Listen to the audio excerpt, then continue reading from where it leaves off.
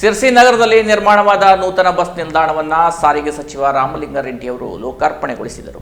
ಸಿರಸಿ ನಗರದ ಮಧ್ಯಭಾಗದಲ್ಲಿ 6 ಕೋಟಿ ರೂಪಾಯಿ ವೆಚ್ಚದಲ್ಲಿ ನಿರ್ಮಾಣವಾದ ನೂತನ ಬಸ್ ನಿಲ್ದಾಣದ ಉದ್ಘಾಟನೆ ವಿಳಂಬವಾದ ಆರೋಪ ಸಾರ್ವಜನಿಕರಿಂದ ವ್ಯಕ್ತವಾಗಿತ್ತು. ಇದಕ್ಕೆ ತಕ್ಷಣ ಸ್ಪಂದಿಸಿದ ಶಾಸಕ ಭೀಮಣ್ಣ ನಾಯ್ಕರು ಹೊಸ ಬಸ್ ನಿಲ್ದಾಣದ ಉದ್ಘಾಟನೆ ಬೇಕಾದ ಎಲ್ಲಾ ಸಿದ್ಧತೆಗಳನ್ನು ಮಾಡಿಕೊಂಡು ಕ್ಷೇತ್ರಕ್ಕೆ ಸಾರಿಗೆ ಸಚಿವ ರಾಮಲಿಂಗಾರೆಡ್ಡಿ ಅವರನ್ನ ಶುಕ್ರವಾರ ಕರೆಯಿಸಿ ನೂತನ ಬಸ್ ನಿಲ್ದಾಣ ಉದ್ಘಾಟನೆಯನ್ನು ನೆರವೇರಿಸಿದರು. ಬಳಿಕ ಮಾತನಾಡಿದ ಅವರು, ಸಿರಸಿ ನಗರಕ್ಕೆ ಸುಸಜ್ಜಿತ ಬಸ್ ನಿಲ್ದಾಣ ನಿರ್ಮಿಸಿಕೊಡಲಾಗಿದೆ. ಇದರ ಪ್ರಯೋಜನ ಪಡೆಯಬೇಕು.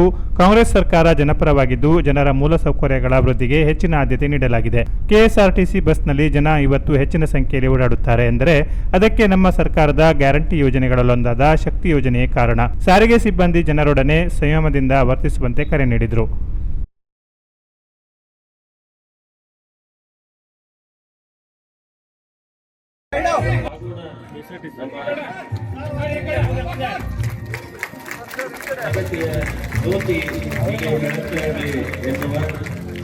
ಶುಭಕಾಮನೆಗಳೊಂದಿಗೆ ಕಾರ್ಯಕ್ರಮವನ್ನು ಉದ್ಘಾಟಿಸಿ ಶುಭ ಆರೈಕೆಗಳನ್ನು ನಮಗೆ ನೀಡಿದಂಥ ಎಲ್ಲ ಗಣ್ಯಮಾನ್ಯರಿಗೆ ಒಂದು ಜೋರಾದ ಚಪ್ಪಾಳೆಗಳನ್ನು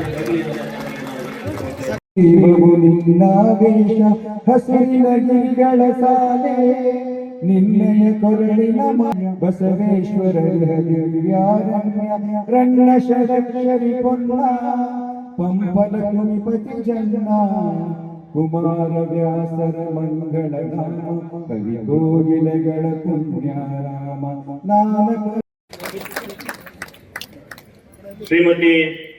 ಕಾರ್ಯಕ್ರಮದಲ್ಲಿ ಜಿಲ್ಲಾ ಉಸ್ತುವಾರಿ ಸಚಿವ ಮಂಕಾಳು ವೈದ್ಯ, ಶಿರಸಿ ಶಾಸಕ ಭೀಮಣ್ಣ ನಾಯ್ಕ್, ಶಾಸಕ ಶಿವರಾಮ್ ಹೆಬ್ಬಾರ್, ಸಾರಿಗೆ ಸಂಸ್ಥೆಯ ಅಧಿಕಾರಿಗಳು ಇತರರು ಇದ್ದರು.